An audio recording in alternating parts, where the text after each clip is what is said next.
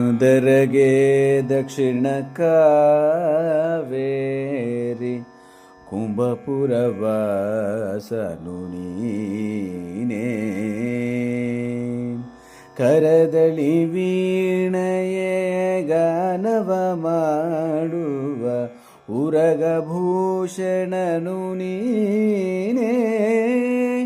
ಕೊರದಳಿ ವಸಿಮ ರುದ್ರಾಕ್ಷವು ಧರಿಸಿತ ಪರಮ ವೈಷ್ಣವನು ನೀನೇ.